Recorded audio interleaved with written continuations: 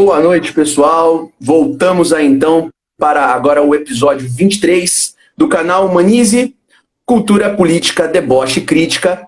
Comigo, Marcos Toledo, e meu amigo Leandro Megna, que já chegou aí para testemunhar o meu Fat Family. Você viu que eu tava metendo aqui o pescocinho? Você tava dançando ao ruído vindo do playground? Exatamente.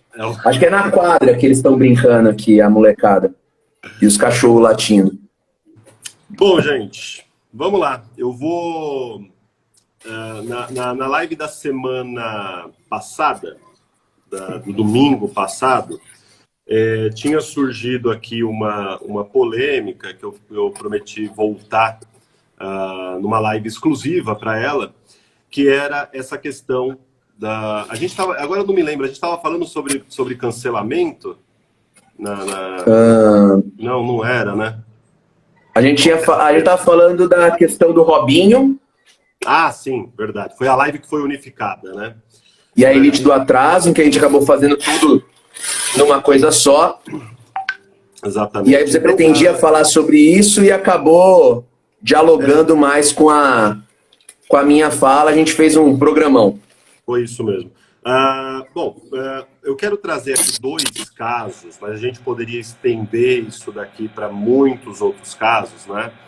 Que são os casos específicos muito conhecidos, né? Do Woody Allen e o caso do Lars von Trier, dois cineastas, dois diretores de cinema, que foram cancelados, né? Segundo a política do Tribunal da Internet, foram cancelados por motivos diferentes, né? Mas foram cancelados e tiveram o valor artístico das suas obras questionado, uma espécie de boicote articulado contra as obras deles, né? O caso do Woody Allen foi uma série de denúncias de abuso sexual contra a enteada dele, né? O Woody Allen ele tem uma vida pregressa que também não favorece muito, né? Ele foi casado com a Mia Farrow e ele se apaixonou pela filha adotiva dela. E ele esperou que ela fizesse 18 anos para se casar com ela. E ele é casado com ela até hoje, né? Ele tem 80 e poucos anos e essa filha da Mia Farrow deve ter uns 40 anos hoje, né? O caso do Lars von Trier foi uma série de declarações que ele deu falando que ele simpatizava com o regime nazista, né? Isso ocorreu durante o Festival de Cannes. Ele colocou o Hitler como uma espécie de inspiração dele, né? Ele foi, inclusive, impedido de participar do Festival de Cannes, né? Depois dessas declarações. Para quem não conhece, o Woody Allen é muito mais conhecido, um diretor muito mais comercial e tal, né? Mas para quem não conhece, o Lars von Trier é um diretor dinamarquês, conhecido principalmente pela obra Dogville, Ninfomaníaca, Melancolia. Eu deixo aí as indicações, apesar desse flerte dele com o regime nazista, né? E aí a questão que eu queria trazer era exatamente essa. Eu queria trazer, inclusive, outros exemplos aí de pessoas que foram canceladas devido a aspectos próprios, né, aspectos da sua vida particular e que tiveram sua obra, seu trabalho cancelado, né? Polanski. Pode falar. O Polanski, por exemplo, né? Eu falei também do Roman Polanski, né, na semana passada, mas eu vou me centrar aqui nesses dois casos, eu quero trazer outros que são interessantes. E aí a polêmica que surge é a seguinte, né? O valor artístico de uma obra, como a obra do Woody Allen ou a obra do Lars von Trier, fica comprometido quando a gente descobre esses fatos da vida particular dos seus diretores, né? Existem dois aspectos que eu queria dividir aqui para a gente pensar sobre isso. Uma questão diz respeito ao aspecto meramente artístico, né? Existe um livro do Ítalo Calvino. O Ítalo Calvino é um escritor italiano, mas ele é italiano, mas ele nasceu em Cuba, né? Ele nasceu em Cuba, mas era de família italiana e tal. E é um escritor dos mais importantes da literatura italiana. E ele tem um livro chamado Por que Ler os Clássicos? E é muito interessante porque ele enumera as razões pelas quais a gente deve conhecer esses clássicos, né? E aí ele fala da Odisseia, ele fala de Tomás de Aquino e assim por diante, né? E uma das razões, logo depois que eu pensei em falar sobre isso, me veio à cabeça esse livro que eu li na graduação, numa disciplina de estudos literários, né? E uma das razões que ele dá para que a gente conheça os clássicos é que a obra de arte existe além do seu criador, né? Toda obra de arte existe além daquele que o criou. E toda obra de arte, ela é propensa a leituras posteriores, né? Eu lembro que uma vez eu falei em alguma live anterior nossa aqui, eu falei justamente sobre o caso do Dom Casmurro. Foi uma live que eu falei sobre o Machado e dei esse problema, né? Por que a gente lê Foi Dom anterior. Casmurro? Por que a gente lê Dom Casmurro até hoje? Ou por que a gente lê Memórias Póstumas até hoje? Ou por que a gente vai ao museu para ver um quadro do Delacroix, ou para ver um quadro do Da Vinci, ou para ver um quadro do Portinari? É porque são obras que não envelhecem. Elas existem além e apesar, e aqui está o grande ponto, além e apesar dos seus criadores. E elas se prestam a interpretações póstumas, né? A grande sacada de uma obra de arte é o fato de que ela é lida em momentos diferentes e por sociedades diferentes, de maneiras diferentes, né? Existe um texto do Nietzsche, um texto que inclusive eu gosto muito de levar para a sala de aula, que está na Genealogia da Moral. E o Nietzsche tem um trechinho desse texto em que ele fala sobre os Cervantes, né? Miguel de Cervantes, que é o autor do Dom Quixote, né? Um clássico da literatura espanhola e tal, lido pelo Nietzsche. E o Nietzsche ele fala de um episódio do Dom Quixote, que é um episódio em que o Quixote chega a corte de uma baronesa, né? E ele descobre que naquela corte havia uma personagem que ela só existia para ser maltratada, que era o conhecido bobo da corte, né? O bobo da corte era um indivíduo que vivia numa corte real, e o papel dele era simplesmente servir de uma espécie de descarrego da raiva dos nobres, né? Então ele sofria todo tipo de humilhação, ele apanhava e tal, né?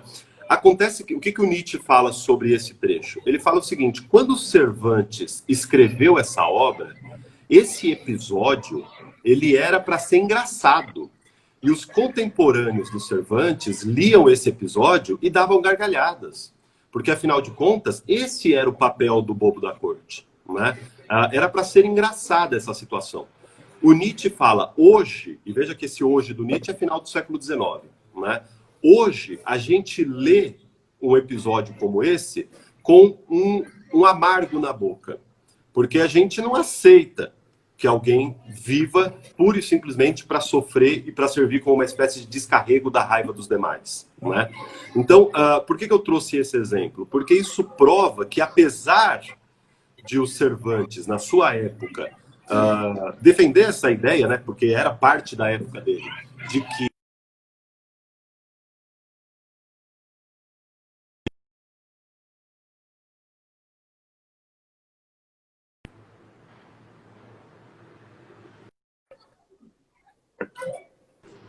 Lê, tá aí? Voltou? Troquei a rede. Acho que tinha dado um pau aqui. Voltou? Então, por que eu trouxe esse exemplo do Cervantes? Porque estamos falando de uma obra de arte. Isso confirma a ideia do Ítalo Calvino de que toda obra de arte ela subsiste, ela existe além da sua época e dos seus autores, né?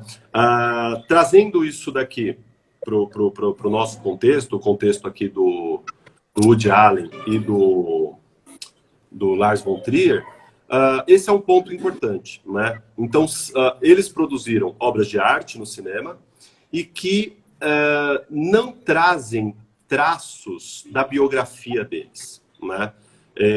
Então, quando eu considero aqui a questão do ponto de vista artístico, e na semana passada eu até citei o caso do Riefenstahl, que era um cineasta do regime nazista, que fez um famoso filme chamado Triunfo da Vontade, né? Que é um filme de propaganda nazista e que, no final das contas, independentemente de ele ser um filme de propaganda nazista, ele é uma obra de arte e ele deve ser assistido, né? Muito diferente, por exemplo, do Mein Kampf, do Hitler, que é um livro ruim.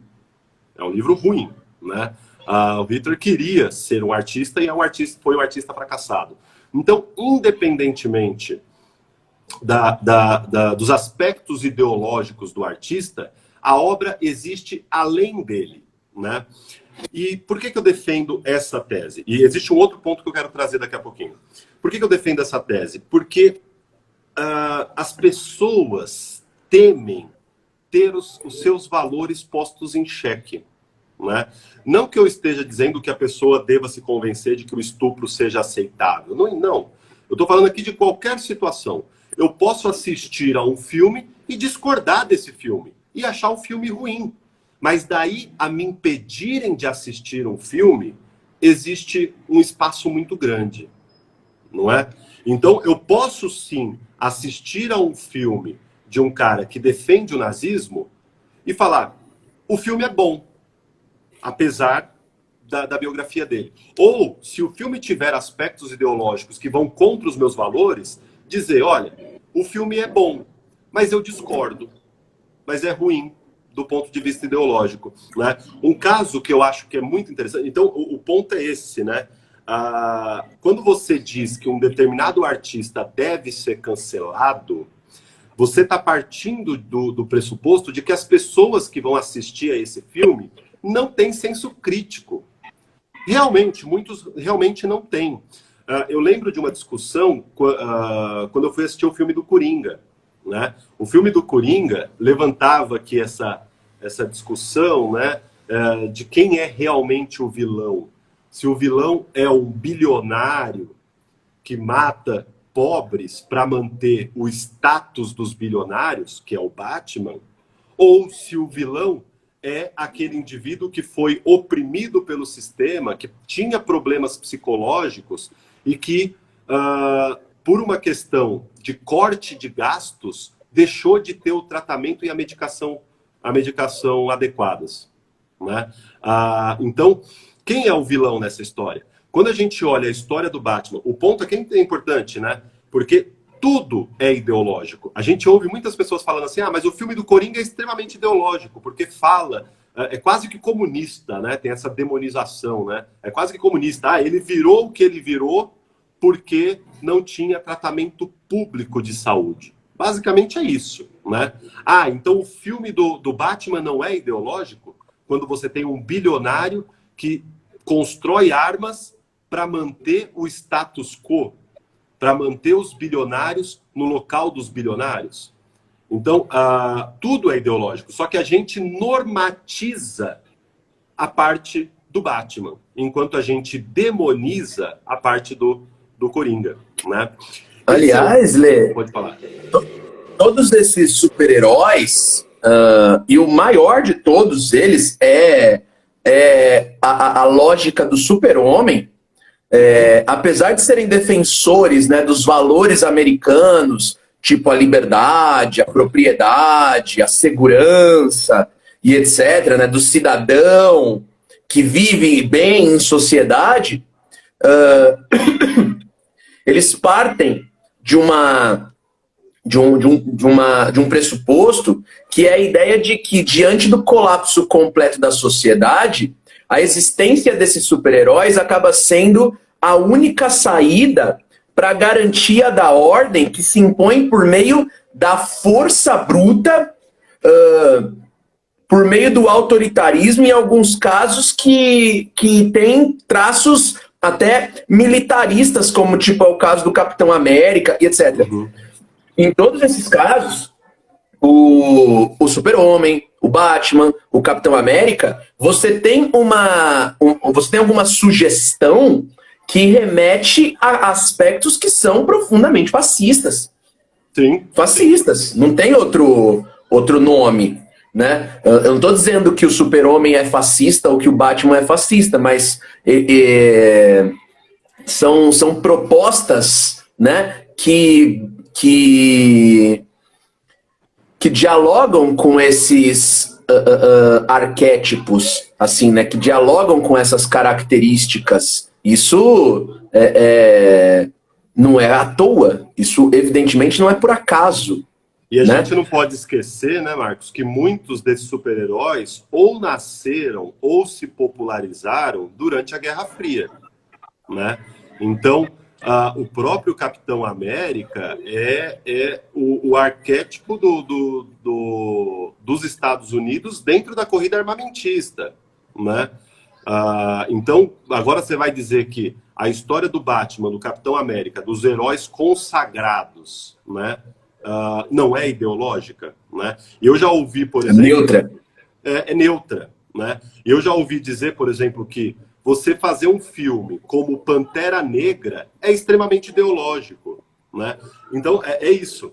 Você coloca... Quando você muda a ordem das coisas, torna-se ideologia. Enquanto a ordem do capitalismo é mantida, é a ordem neutra, é a ordem natural, né? Aí não é ideológico. Esse é um ponto importante, né? Mas esse é um aspecto que eu queria trazer, que é a questão do valor artístico, né? Eu queria trazer alguns outros exemplos aqui. Por exemplo, o próprio Wagner, que é um músico, né, muito admirado, por exemplo, pelo próprio Nietzsche e tudo mais, era claramente antissemita, né? O que não impede de ele ser extremamente popular na comunidade judaica.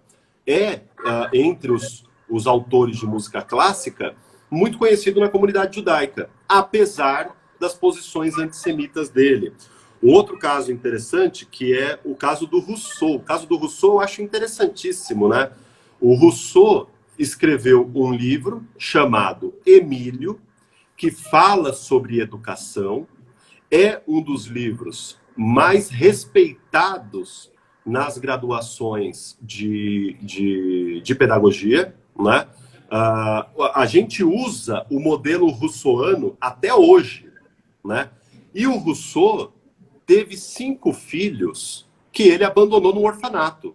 Então, por muito tempo, se quis dizer que ele não tinha autoridade em falar sobre educação, porque ele mesmo não pôde ou reconheceu que não tinha capacidade de educar os próprios filhos, né? Ele abandonou os 5 filhos.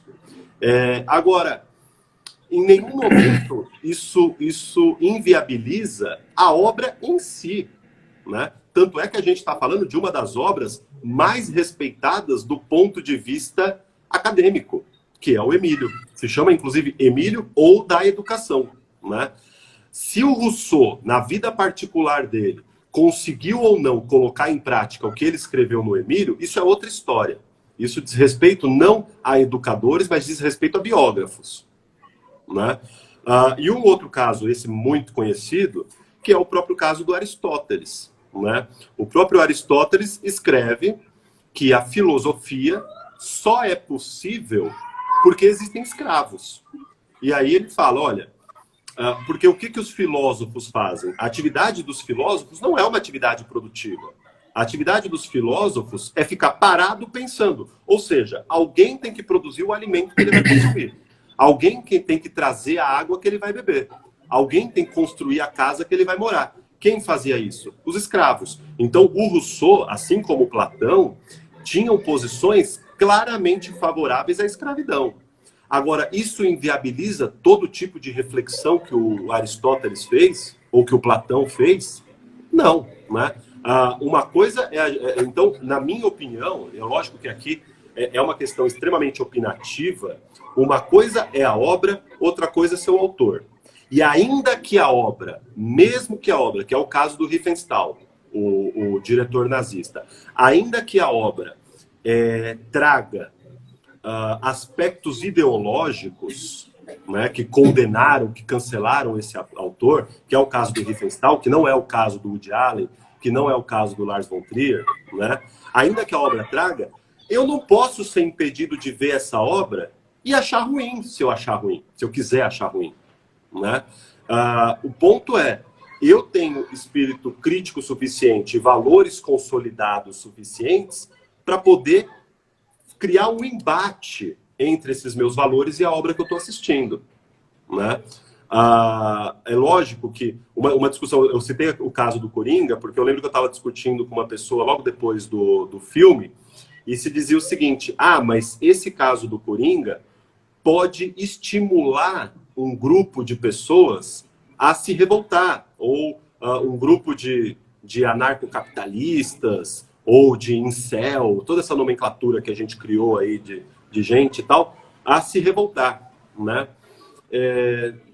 Esse é um dos outros aspectos que eu queria trazer, né? O ponto é, a gente não vive numa sociedade que tenha espírito crítico, como eu, você, ou como as pessoas que estão assistindo a gente, um espírito crítico suficiente para não se deixar influenciar e ter força argumentativa suficiente para discordar do filme, né?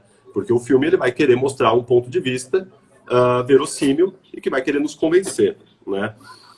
O outro aspecto que eu queria trazer, então, um ponto é esse, né? O valor intrinsecamente artístico da obra, na minha opinião, não é questionado. Eu não vou deixar de assistir a um filme de alguém que se declara nazista pelo simples fato dele se declarar nazista. Eu não estou escrevendo, por exemplo, a revista Caras. Eu estou vendo o filme que ele produziu. Foda-se a vida dele, né? Agora existe um outro ponto, e esse eu acho mais problemático. Esse é um que eu não consigo contra-argumentar. Eu trouxe aqui, por exemplo, o caso do Rousseau, o caso do Aristóteles, o caso do Wagner, né? Esses são casos que, ok, você lê um texto do Rousseau, você lê um texto do Aristóteles, e você não está favorecendo em nada esses autores, até porque eles já morreram há muito tempo. Agora, o caso do Woody Allen e do Lars von Trier, existe aquela história de a gente dar palanque para eles, né? Esse é um ponto um pouco mais problemático, bem mais problemático, que é o fato de que... eu já leio aqui, deixa eu só ver o que o Pedro falou. Acho que o problemático é que a obra não necessariamente carrega a interpretação do autor, alguém pode entender algo diferente e discordar do autor, o que parece meio estranho. Sim, acontece. É isso que eu falei, né? Obra de arte é isso. Obra de arte é essa que eu assisti, o Marcos assistiu, nós chegamos a conclusões diferentes. É diferente de uma comédia romântica. Uma comédia romântica que passa na sessão da tarde, eu vou assistir, o Marcos vai assistir, a gente vai falar, legal o filme, legal. Aconteceu isso, aconteceu isso, aconteceu isso. Não gera margem à interpretação. Agora, quando a gente pega um filme como o Melancolia, do Lars von Trier, eu posso ver uma coisa completamente diferente, o Marcos pode ver outra coisa completamente diferente, né? Isso é uma obra de arte, né? Ou quando eu pego... por exemplo, achei chato pra caralho. Então, é chato, é chato, né? Eu julgaria o Coringa uma obra-prima, cara, de fato. E o meu critério para dizer que o Coringa é uma obra-prima foi o conjunto de discussões que eu tive com pessoas depois que também assistiram ao filme e que viram coisas que eu não tinha visto, né? Então, por exemplo, um grupo de pessoas... Eu já estudava sociologia nessa época. Então, eu olhei um aspecto que tem a ver com a minha formação, né? Pessoas que estudam psicologia foram ver outra coisa, né? Foram ver uma outra coisa que, para mim, passou batido, né? E é um filme, na minha opinião, é uma obra-prima justamente por isso. E esse é um dos critérios que está lá no livro do Ítalo. Em pessoas diferentes, né? Aí, voltou? Merda. Voltou. Travou e voltou. Então, esse é o meu critério, e é o critério do Ítalo Calvino também, para dizer o que é uma obra-prima, o que é um clássico, né? É o fato de gerar interpretações diferentes.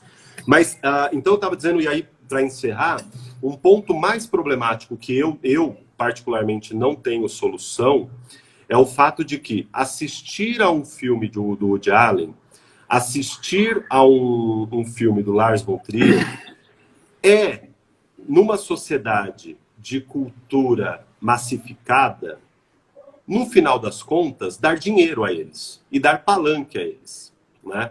Então, esse é um ponto que, na minha opinião, ainda me incomoda, né? A questão do valor artístico da obra, isso não está em jogo para mim. Para mim, são duas coisas completamente diferentes, a biografia do autor e a obra dele, né? Agora, quando a gente pega autores que ainda estão vivos, você assistir aos filmes desse autor significa, no final das contas, que você está autorizando e financiando, por exemplo, um abusador de crianças, no caso do Woody Allen. Ou, por exemplo, um nazista, no caso do Lars von Trier. Ou, por exemplo, o caso do Roman Polanski, um assediador de mulheres, né? Assim como existe essa discussão, né? Ah, eu devolvi música de um cara que declarou voto no Bolsonaro, né? Um cantor sertanejo que declarou voto no Bolsonaro.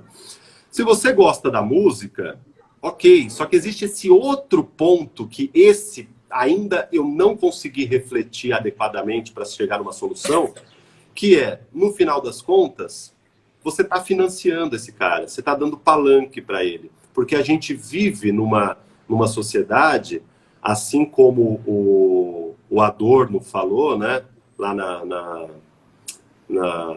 na dialética do esclarecimento, que a gente vive numa sociedade em que a cultura virou uma indústria. A gente tem uma indústria cultural.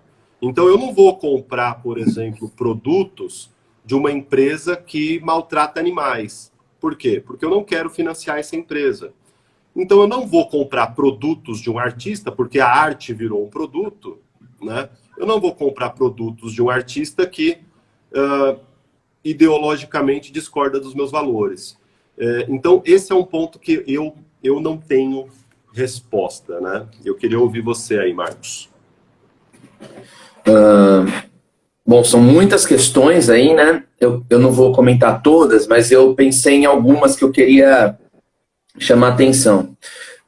Primeiro, só citando outros exemplos, como você tinha falado do Rousseau, um exemplo que corriqueiramente é usado, né? Em que a questão da biografia dele é usada de maneira assim absolutamente aleatória, com algum propósito de questionar o valor da sua obra, é o Karl Marx. O Karl Marx, como que um cara que quis criticar todo o sistema, né, econômico global era alguém que tinha iPhone. E tinha iPhone. Que tinha iPhone. E o 12. Não era nem o 5 humilde. Karl Marx tinha um iPhone, aí pronto. E quem dava para ele? O Engels. Pois é. Que era um burguês safado. Né? Brincadeira, né? Era burguês. Não, mas a ideia, né, de que ele era um mau pai, né? Não cuidou das filhas, deixou as filhas passarem necessidade, que elas, né, que teve caso de filhas dele que se mataram, e como se essa questão, né, pudesse de alguma forma responsabilizá-lo e, ao torná-lo uma pessoa não grata, absolutamente tudo que ele produziu, de repente perde o valor. Exatamente. Né? Então, são exemplos que eu acho que ajudam a ressaltar a gravidade dessa questão, né?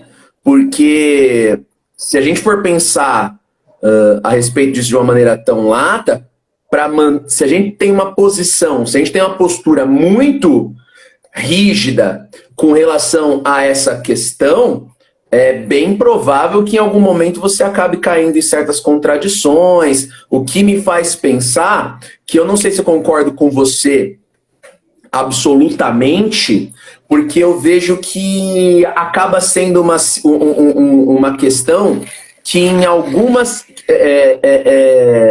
que em alguns elementos se aplica conforme o caso.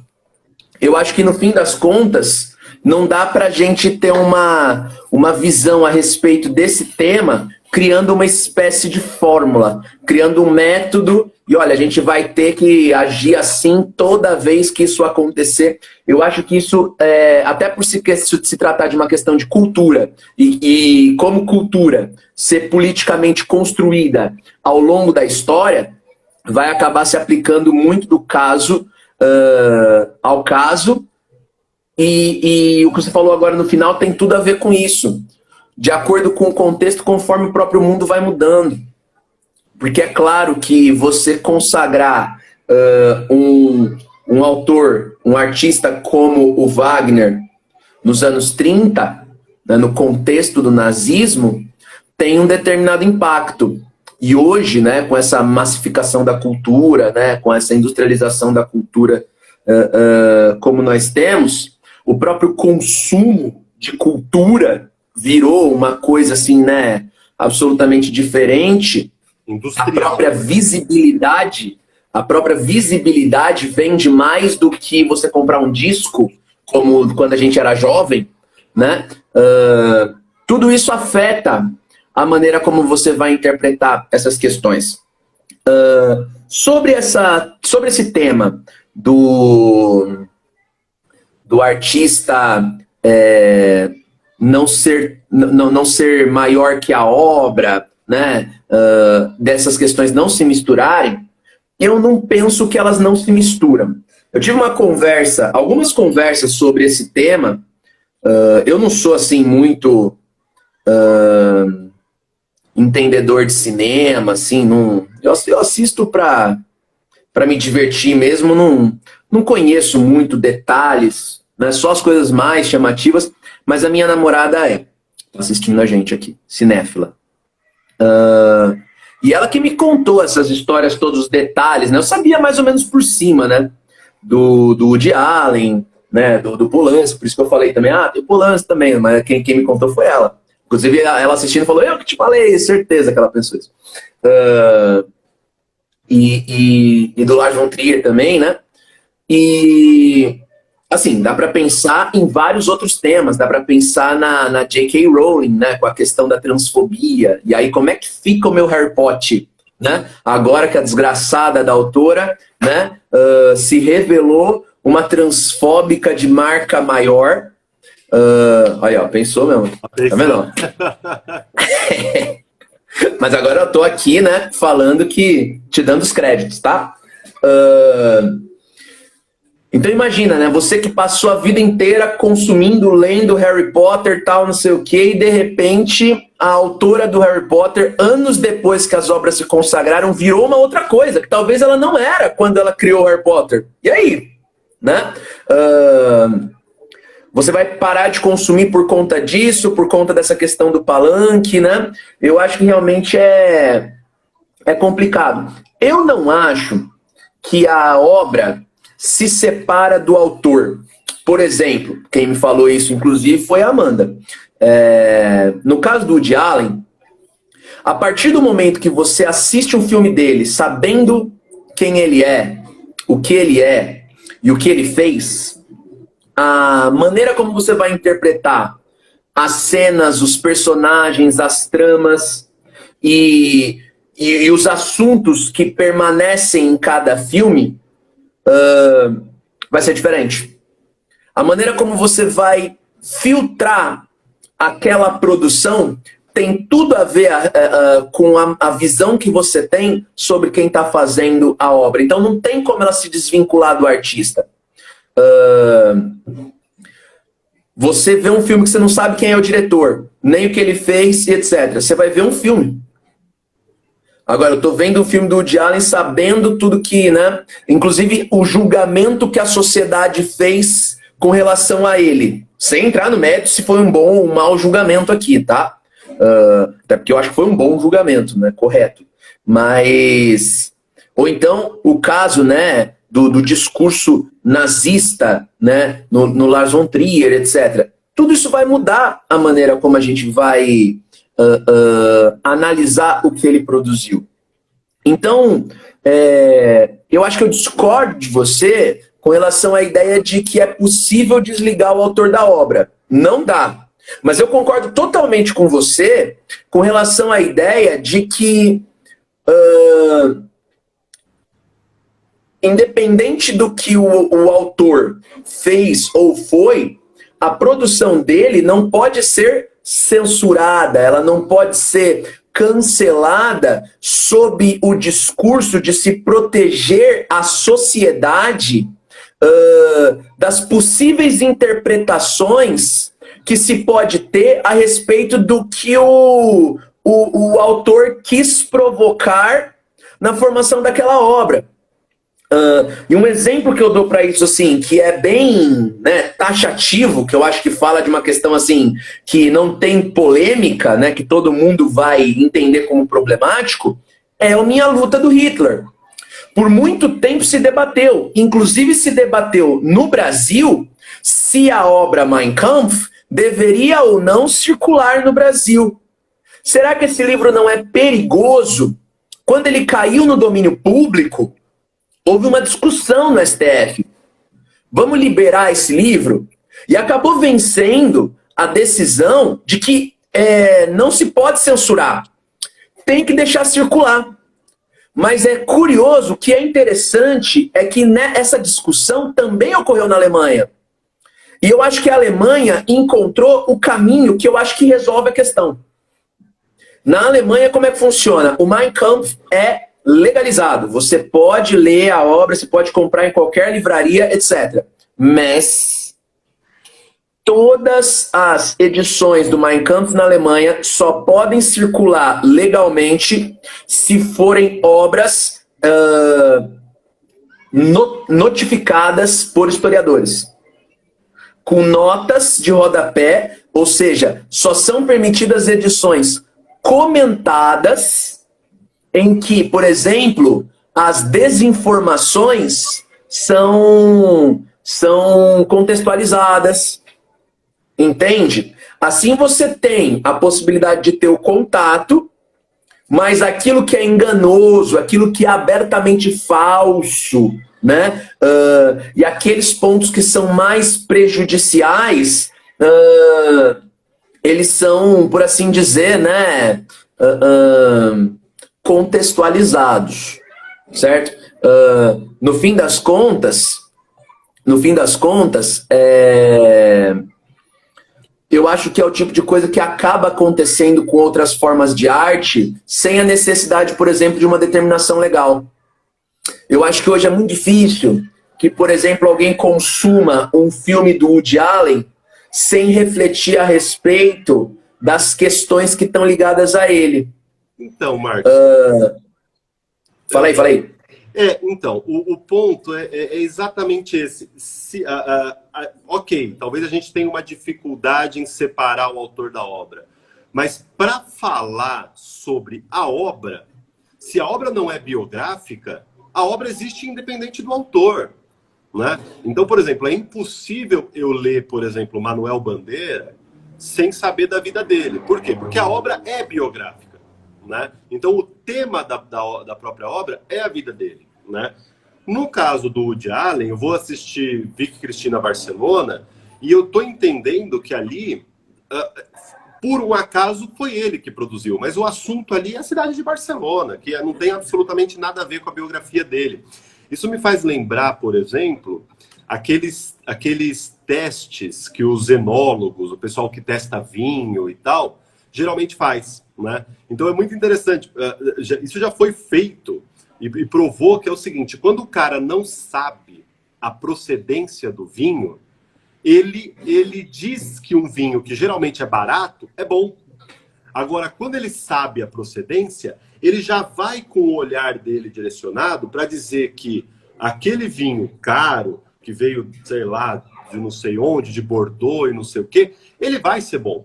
É a mesma postura, quer ver, só para a gente fazer um contraponto, é a mesma postura do cara pseudocinéfilo, o pseudocinéfilo, que ele vai assistir a um filme do Lars von Trier, ou melhor, ele vai assistir um filme do Tarantino, né? e pronto. Ele nem assistiu o filme, mas ele já partiu do pressuposto que o filme é bom. Porque ele não pode achar um filme do Tarantino ruim, né? Então, assim, não conseguir desvincular a obra de arte de quem o produziu é ver a obra de arte de maneira errada. A não ser que a obra seja biográfica, claro. Se a obra é biográfica, aí me interessa saber da vida dele, né? Agora, não conseguir desvincular é ver a obra de uma maneira errada. É olhar para um vinho que é caro e já pressupor que ele é bom, né? O cara deve ter achado uma bosta, mas a garrafa custa R$ 200, então eu não posso dizer que é Precisa bom. ser bom. Não é precisa ser bom, ele tem que ser bom, né? E aí já fizeram esse teste cego, né? Já deram lá para os enólogos fudidos, não sei o que e tal, deram um vinho lá de 30 conto para ele. Ele falou, não, esse daqui tem notas frutais e o caralho. Não tinha porra nenhuma, entendeu? Então, lógico, eu tô falando aqui da minha visão, né? É conseguir desvincular esses dois pontos. O problema maior, e aí eu acho que é o problema que é insolúvel, na minha opinião, é justamente o fato que você falou, né? A visibilidade hoje de um cara como o Woody Allen, como o Lars von Trier, como o Polanski, conta mais do que os filmes que eles fazem, né? E uma outra coisinha, você falou aí da questão do Mein Kampf. Eu vi uma entrevista da Lilia Schwartz falando, a Lilia Schwartz, que é dona da Companhia das Letras, né, trabalha na Companhia das Letras, ela estava falando sobre as novas edições do Monteiro Lobato, né? Então, a Companhia das Letras comprou os direitos, que até então pertenciam à editora Globo, comprou os direitos de publicação do Monteiro Lobato.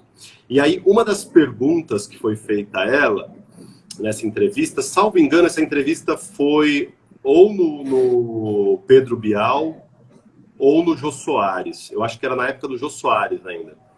Ou não sei. Enfim, ou era um desses dois. E uma das perguntas que foi feita a ela foi justamente isso. Como que essas novas edições que vão ser produzidas pela Companhia das Letras resolveram aqueles problemas de racismo que a gente sabe que constam na obra do Monteiro Lobato, inclusive na obra infantil dele, né?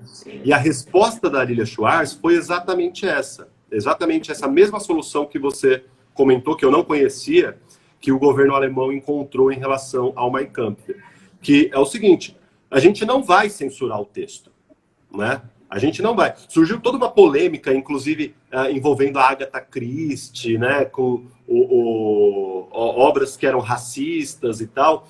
Ela falou: a gente não vai criticar, a gente não vai censurar o texto. Qual foi a solução que nós encontramos? Nós encontramos a solução de notas. Então, as notas, elas mostram, olha, esse trecho aqui é um trecho racista. Ela, inclusive, como historiadora, ela que produziu essas notas, dizendo, inclusive, que mostrando como, na época, esse era um discurso que era teoricamente aceito, né? A nota não só mostrava que aquele trecho era racista, mas que mostrava além, né? Mostrava, olha, à época, isso era visto de uma outra maneira, né? E aí eu lembro de novo aqui o caso do Nietzsche, em que ele fala, olha, então a gente vai censurar o Cervantes? Não, né? A gente vai ler de outro jeito, não é? E aí, obviamente, exatamente. A gente cabe a nossa maneira, o nosso senso crítico, né? Se o autor era racista ou não, Monteiro Lobato é o maior autor de literatura infantil do Brasil. Isso é inegável, não é? Até porque literatura infantil no Brasil fica relegada a segundo plano, né? Então, esse é o problema. Então, ele é literatura infantil, tem lá os seus problemas, mas é uma obra boa, né? E os trechos... Só que aí é um caso diferente do Woody Allen, um caso diferente do Lars von Trier, porque a obra é racista também, né? Diferentemente de quando você assiste Melancolia ou quando você assiste Dogville. Você não acha, você não encontra ali traços de nazismo do Lars von Trier, né? Então, conseguir separar o autor da obra, e aí que está o ponto, né? Ou não conseguir separar o autor da obra é ver a obra de maneira errada, né? Eu acho que eu concordo com você, partindo da ideia de que, assim, vincular o autor à obra é ver a obra de uma maneira errada, nessa premissa de pensar se a obra é simplesmente boa ou ruim. Ah, sim. Nesse sentido, sim. Nesse sentido, sim. De modo a pensar assim, eu não vou ver esse filme porque o autor é racista. Ou eu vou achar esse filme ruim antes de assistir porque o diretor é esse ou aquele. Então eu acho que eu discordo de você, mas numa outra num outro campo de análise, que é a ideia de que, para além dessa questão de simplesmente falar, esse filme é bom ou esse filme é ruim, ou pior, esse filme deve ser assistido ou esse filme não pode ser assistido, né? Que aí eu acho que, né, a gente concorda bastante que não faz sentido, mas a ideia de que a obra, ela, em muitos casos, acho que não sempre, né? Eu acho que não sempre, mas em muitos casos, e eu acho que nesses casos que você citou, acontece, até pela visibilidade do próprio autor e pela importância que ele tem, acaba sendo praticamente impossível você não vincular o autor e a sua trajetória pessoal à obra. Então eu acho que nesse ponto eu discordo um pouco. Mas eu concordo. E aí, Dani? Seu mentiroso. Nós também te odiamos, Dani. Saudades, Dani. E eu acho, então, que eu só discordo dessa questão com relação à ideia de que eu realmente consiga assistir uma obra de maneira absolutamente desvinculada ao autor. Eu creio que não seja possível. Sabe qual é o ponto? Fala aí. É minha última fala, eu juro. Por exemplo, quando eu estudei Machado de Assis na graduação, eu tive uma professora, Judith Rosenbaum, que fazia uma análise psicanalítica do Machado, né? Eu fiz um curso com ela também. Depois eu tive um outro professor, o Pasta, que fazia uma análise sociológica. Pode ser que eu tivesse um terceiro professor que fizesse uma análise biográfica, não é? Então, você limitar a obra ao aspecto biográfico é fazer uma leitura de obras que, no final das contas, são obras-primas, são obras de arte, né? Então, é o caso do Coringa. Eu fiz uma leitura sociológica do Coringa. Outras pessoas fizeram uma leitura do ponto de vista psicológico, né? Então, tem gente que vai olhar só do ponto de vista estético. Exatamente. Sei lá, eu posso ser um cineasta e assistir um filme olhando para aqueles aspectos técnicos, né? A biografia, a fotografia, enfim, essas coisas que a gente não entende de cinema.